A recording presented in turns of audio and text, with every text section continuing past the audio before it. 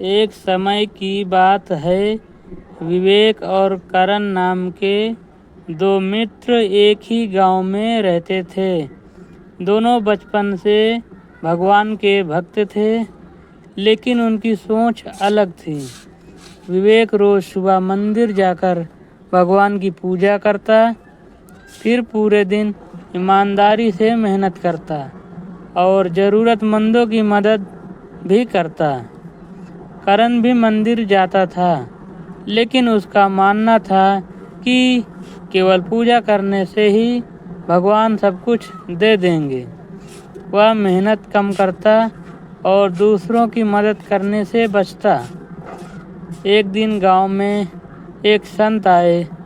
उन्होंने दोनों को एक एक दीपक दिया और कहा, आज रात इस दीपक को जलाकर भगवान से जो मांगोगे वह तुम्हारे जीवन की परीक्षा बनेगी।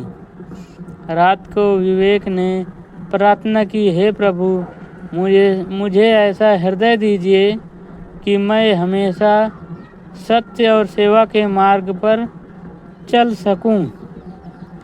करण ने कहा, प्रभु, मुझे बहुत सारा धन और बड़ा घर दे दीजिए। अगली सुबह दोनों के जीवन में कठिन समय आ गया।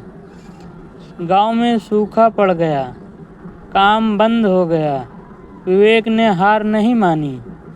उसने गांव के लोगों को साथ लेकर एक सूखे तालाब की सफाई शुरू कर दी। सबने मिलकर कई दिनों तक मेहनत की। कुछ ही समय बाद बारिश हुई और तालाब पानी से भर गया। पूरे गांव को पानी मिल गया।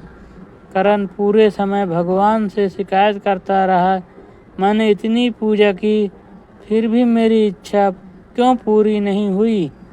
उसी रात भगवान ने करण को स्वप्न में दर्शन दिए और कहा, पूजा तुम्हें सही रास्ता दिखाती है, लेकिन मंजिल तक तुम्हारे कर्म ही पहुंचाते हैं। अगले दिन करण को अपनी गलती का एहसास हुआ। उसने विवेक से माफ़ी मांगी और उसके साथ गांव की सेवा करने लगा। धीरे धीरे दोनों का जीवन खुशियों से भर गया। गांव वाले भी उन्हें सम्मान देने लगे। विवेक मुस्कुराकर बोला, भगवान चमत्कार कम करते हैं, लेकिन अच्छे कर्म करने वाले के लिए रास्ते जरूर खोल देते हैं। सच्ची भक्ति केवल पूजा नहीं, बल्कि ईमानदारी, मेहनत, सेवा और भगवान पर अटूट विश्वास का नाम है।